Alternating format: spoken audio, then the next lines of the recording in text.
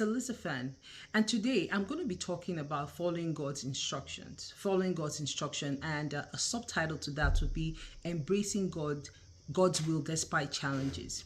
Now, we often think that when we follow God's instruction, it will be smooth sailing. In fact, it almost certainly will come with its own challenges.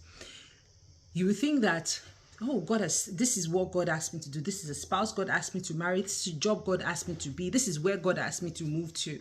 And all of a sudden you're hit with challenges. Then you begin to wonder, did God actually say? Did God actually speak? But I want to tell you today that following God's instructions often comes with its own challenges. It comes with obstacles.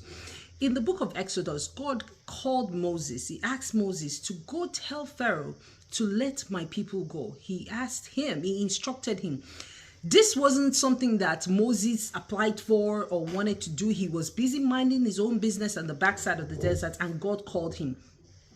Moses reluctantly accepted. He gave every excuse in the book why he shouldn't. However, notwithstanding, he decided to do what God asked him to do.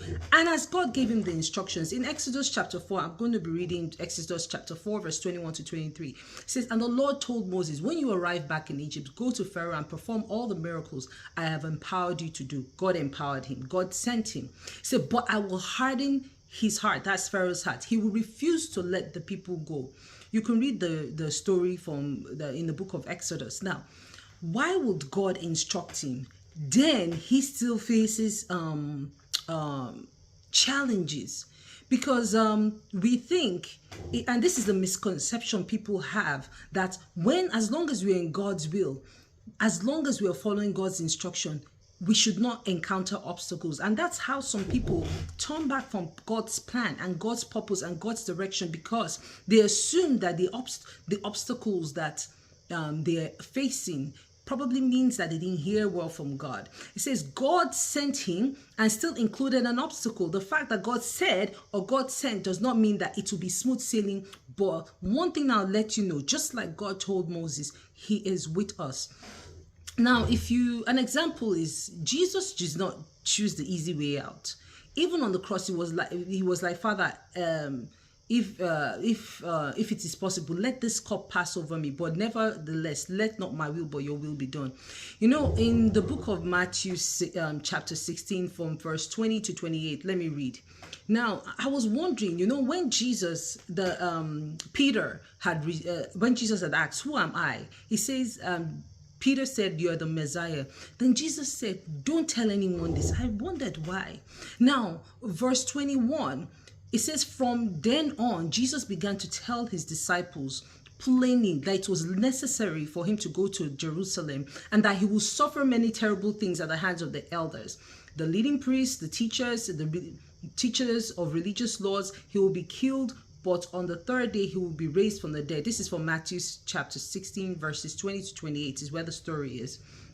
Now, that same Peter took him aside and began to reprimand him, saying such things.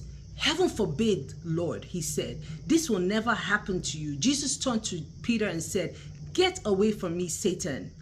You are a dangerous trap to me. You are seeing things merely from a human point of view and not from God." Yes, a lot of times when we start seeing these obstacles, when we start seeing these challenges on the path that God has created us for, following the directions and the instruction that God has given us, we start seeing these things. We start seeing this obstacle. We want a reminder that Jesus said here. He said, because we are merely seeing things from a human point of view. Now, let's get back to the story of Moses. The Egyptians, why God had to perform all those miracles and signs? The Egyptians were used to magic acts and everything. That's how they captivated people, making them think that they had power. But God had to come and show that he had a superior power.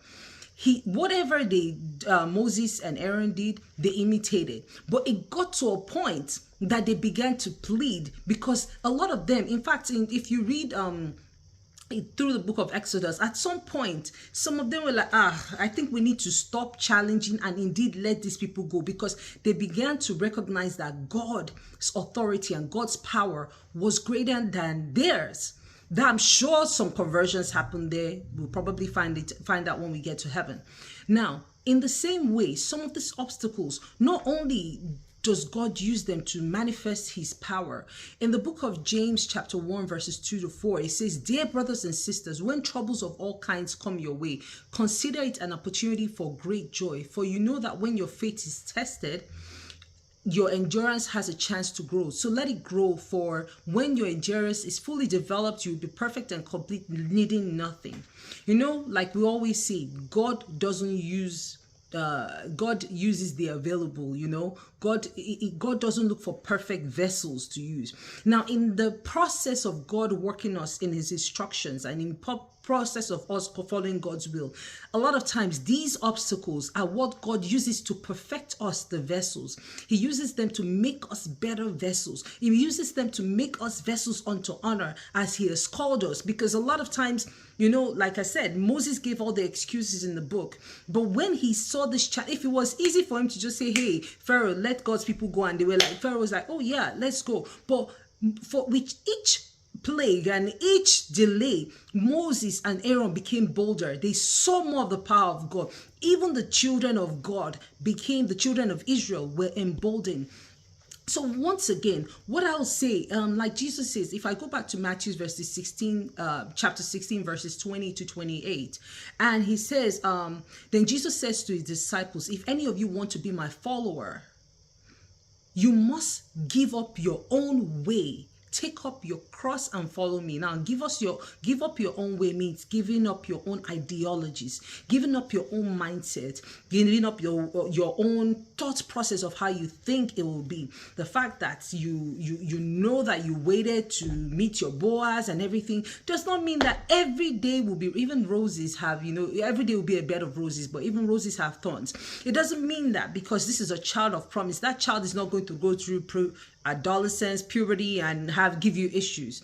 The fact, so I just want to encourage someone that may be doubting. You know that God asked you to do something. You know that you're working in the will of God. You know that you're following God's instructions and things don't seem to be going out the way you think it should be. You've been facing obstacles. You've been facing challenges. Sometimes those obstacles and challenges even solidify the fact that you're in the will of God.